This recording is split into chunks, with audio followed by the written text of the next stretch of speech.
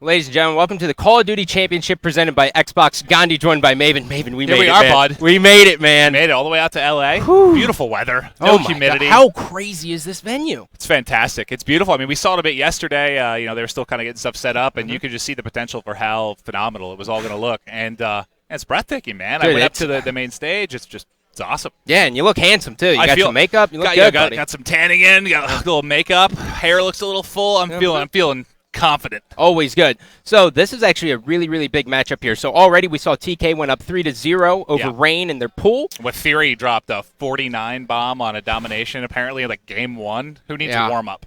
No, he really doesn't. I mean, Theory's one of those players, too, kind of like floats under the radar. Not a lot of people talk about him just because, he's that guy who just does the objective work. But when he's on, I mean, he's on. It's always impressive to see. Yeah, and I was jealous you got to watch that. I was over, controlling something else. I didn't get to see him go off. But from what I understand, 3-0, it was just a complete domination by TK. But this series, everyone's kind of got TK picked to be the favorite to come out of this group. And it's really going to be a battle between these three other teams. So this matchup is huge. We have Wild, the Canadian squad, with you have United States fans. We have Nex as a part of that team. And then the other side, we have the Lightning Pandas with former Epsilon Shane. Shaney. They have amazing jerseys. Oh, yeah. All right, so ladies and gentlemen, we're going to pull up a map overview. The first map's going to be Octane Domination. When you take a look at it here, you're going to have the B Dom right in the middle, and that's really what this is all about. You want to get control of B, and if you don't, it gets a little bit dicey, but even still, you're going to see a lot of smokes, a lot of AR play on this, and really, it's all about that initial break. Yeah, and we saw, we had a ton of time with this, with the UGC land we had with, Complexity, TK, and Curse New York, and the guys at Justice, and we saw just a ton of it really came down to just that AR dominance by Krim. He would get on top pawn, Krim 6, and just was dropping like 18 and 5 bombs every other game there.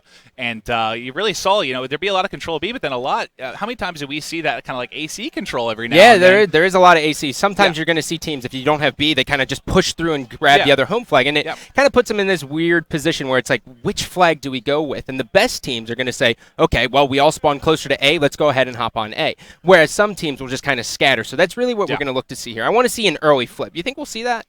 There is a chance. And it looks like, we were supposed to be starting off with Octane. It looks like we hopped into strike zone here. So he brought up a team deathmatch for some reason. I didn't. Shane, the Lightning Pandas. So it'll just be a second here, and we'll get hopping into the game. But, you were speaking about the best thing about Lightning Pandas. If you haven't seen their emblem, check the Lightning Pandas Twitter. It is just – it's amazing. I never thought a lightning bolt and a panda could look so phenomenal. No, it's like Benson's favorite team just due to their symbol. But let me get a prediction here from you, Maeve. Well, who do you got taking this? Do you have the Lightning Pandas from Europe, or do you have the Canadian squad taking it? I was gonna pick Lightning Pandas going out. It was funny. We were talking to Shane, some of the casters, Shane from Lightning Pandas yesterday, and we're like, "So how you feeling? How you guys gonna play?" And he's like, "Oh, we're terrible. Like, we're going to do terrible." We're like, "Really? You feel that way?" He's like, "No, we're going to beat TK." So I have no idea where their heads are at, but I'm going to go with Lightning Pandas. That's You're going to go Lightning Pandas? Yeah. I think Wild Gaming's got a really good shot at everything, and finally the game lobby's ready. So without further ado, ladies and gentlemen, it's time to start this. Yeah, it is. And like we said, this is big because whoever wins this series really cements a good position to take that second spot going into the top 16 bracket play. Oh, for sure. And, you got to think Rain, too, on the other side. They just went up against TK. It did not go well in their favor. So, they may be a little bit down and dejected, but, this is CoD champ. Yeah. That's what we're going to see is, the good teams kind of rise up to the top. And I think they'll be able to bounce back. I really do. But really, this is all about Lightning Pandas and Wild Gaming. And Maven, do you want to start off with Shane? Yeah, let's start off with Shane. I kind of want to start off with Shane. He's just a ball of humor here. But, we'll jump in and we'll see, who kind of gets the early start here. We saw, the recent LAN and just, all the streams we've been watching to prepare for this. Oh, this just is some crazy games on this particular game type. Well, this is a little bit interesting here. Taking a look at the break-off here from Wild Gaming, we're actually going to have 2 ARs, kind of a standard play. They did have 3, and as I'm looking at it, I think I'm going to start off board with Nex here and just see really how this breakout works. And now, 9 times out of 10, you're going to see players spawning on the C side, push out pawn, which is basically directly in front of Nex, and it's just a really good spot to control. And I think we might be looking at a reset here, just looking at the teams. 6v2 may be difficult for the members of the Federation side. But Yeah, it's going to be interesting because we noticed a lot in recent play. It kind of this metagame that's developed from that slow, grenade and AR play to just this, 3 to 4 subs on every map and just pressure and pressure and pressure. And it's going to be interesting to see how some of these teams outside of, the States adapt. Yeah, it is going to be a little bit interesting. Yeah. And already, I'm assuming there's a little bit of a technical difficulty here as we see a 3-cap from 7 members of both teams combined. But really, I mean, already on the breakoff, I mean, you're going to see a very, very highly aggressive play from the members of Wild Gaming. Well, it's easy to be aggressive also when you're a 6v1. Yeah. Easy to push out for that 3-cap there. Yeah. But, I mean, we saw 2 ARs and we saw 2 subs. So right away that tells us one thing. They're going to go for that initial break.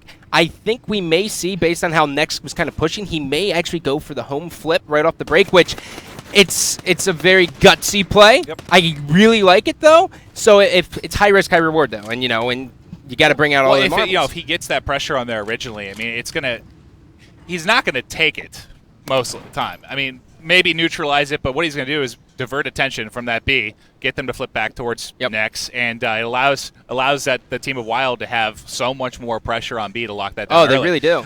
So, yeah, I'm interested to see how they get off to the start here.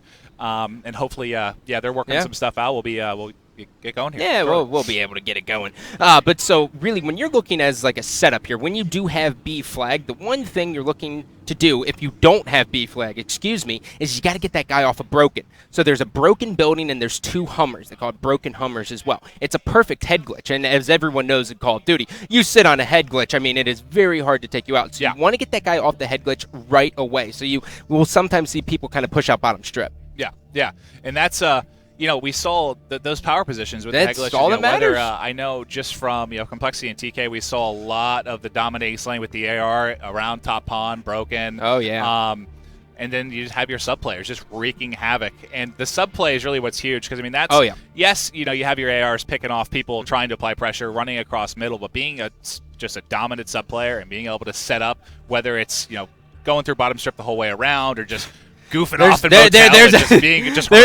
there's a lot of hard routes if you're a sub player on this map, just because I mean it's so open and you're going against 2 ARs. You're going to see the smokes come into play, and then 9 times out of 10, I mean the sub guy's just going to end up getting taken out like mid map just because he's going to get picked off. But just by pushing it past that like 50-yard line right at B dom makes the world of difference. Yeah, and that's why they say the sub players a lot of time they need to be your smartest players because you have to those routes are the most important part. Just knowing where to be, where to apply pressure, and especially on this map where it's so open in the middle, you can't. It's kind of hard to sneak across the middle. Yeah, you got that crate though right by B dom that you can kind of like poke through and be like, oh, why did this guy leave this? Yeah. But overall, the sub guy has to be the smart. But looking at Octane, in case you guys aren't familiar with domination, we play one side and then we go into the second side. So we go in, we reset, and then we get it up, so it's a fair playing ground. So no one team has an advantage. Yeah. All about fairness. And we have next to us, we got a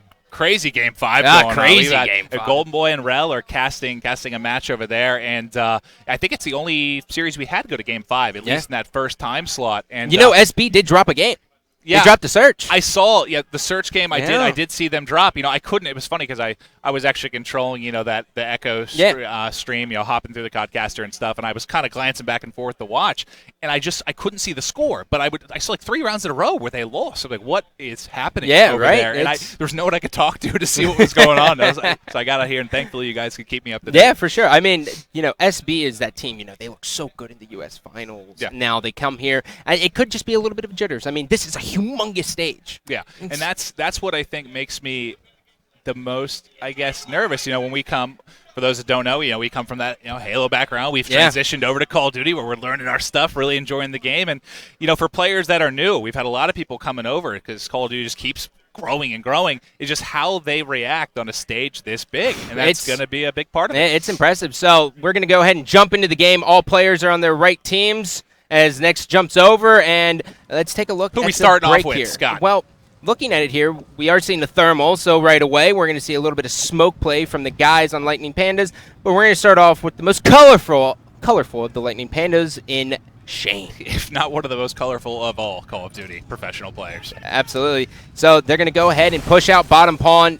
really, Shane's main job here is to push in. He has a guy over to his right, as you see in the Oracle mode. He has a guy all the way in the back. He's going to rotate around. Here's the call out, spots one, and cleans him up. Yeah, that was perfect. I mean, if he would have kept pushing out through the back there, look at the time. He's just getting great timing here. He had that guy lying prone in the back. He would have been cleaned up so easily. But great plays here by Shane, who's already able to pick up 2. He might be able to get 3 and 4 here. And that is a huge 3-0 start for Shane, just applying a ton of pressure on the members of Wild. Oh, this is a great play, too. I mean, they're able to lock down B. Shane's going to be taken down, jumping on board. And he's able to get B. There's a guy right there. He's going to be taken out. Jumping over here, we do have Anti-City with 3-0 lead right off the break. And he's in a great spot now. The members of Lightning Pandas will actually be spawning back strip. He has a perfect spawn trap set up, and that's a 2-piece. Huge. And just off the break here, we have, it was Wild with that. My kill. God. That was awesome. Wild got the 2 cap to begin this game. Lost it for a second there, but that was just a huge kill there. Yep. Oh, and that grenade kept off it. Well, that's the one thing we see a lot on Octane Dom is a lot of double nades, and it's just they're so powerful. But Anti-City pushes right out of gas, has one player, cleans him up. The members of Lightning Pandas are there, and that's us getting knocked out. So we're going to hop back into the game as soon as we'll be right back in there. Unfortunately, some technical difficulties, but hopefully that was just us, and the game is still going on. So we'll get back in as quickly as possible and get you up to date. But already I really like the spots from definitely. Anti-City. I mean, he's doing an excellent job. When you push right in front of B-Dom and you're splitting between Motel and Strip, it's always awesome. It always sets you up for great plays, and that spawn trap's right there back behind Strip Club, so it always works out nice. Yeah, and what you were saying, I mean, basically, we talked about this kind of new meta where it's all just gun battles and speed, but Octane's one of the maps where you're still going to see that grenade and AR play very heavily, which we noticed. I mean, after he got that big, 2 and almost a 3-piece there on B, he was able to get the kill, but just grenades raining down on him, and he wasn't able to convert that over. Yeah, I'm trying to get back in here. Yeah. So anyways, though, Maeve, Anti-City looks good. He looks real good. Yeah, they really did. I apologize. We're just trying to get back in. I think we're good now. It's going back into the game. Ghost just had an issue with us for a second there. Yeah, they didn't like us. We're getting back in. But yeah, I know we only saw about a minute of actual gameplay, but just from what I saw, and this is generic as can be, but I think we're going to have a pretty good series. I know I picked Lightning Pandas, but this could be something that comes out to, this might end up being like a 3-2 game. Yeah, it could be. It very well could be. So, as I am finally getting into the system link here, we should be up in a matter of seconds there. That was a nice little surprise for us. Oh, yeah. Throwing curveballs at us. Start off the day here. Just to add a little more filler time, which, we always enjoy. It's what we like. It comes with the beards. With those of you just hopping in, though, welcome. Call of Duty Championship presented by Xbox. We currently have the other side of what you may have seen earlier. I'm not sure what stream it was on. Oh, it was on this one. It was on Charlie. It was on Group 3. It was on Charlie. Yeah, Group 3. Oh, okay. All right. Yeah. I thought they were playing on a different station. But yeah, so if you were here, you already saw TK's early dominance. And from what we understand, Theory was going nuts. I didn't get a chance to see our longtime friend Formal and how he performed in his first series. But from what all right, well, pretty lopsided. ladies and gentlemen, as we get this all sorted out, we are going to go to a quick commercial break. Stay tuned.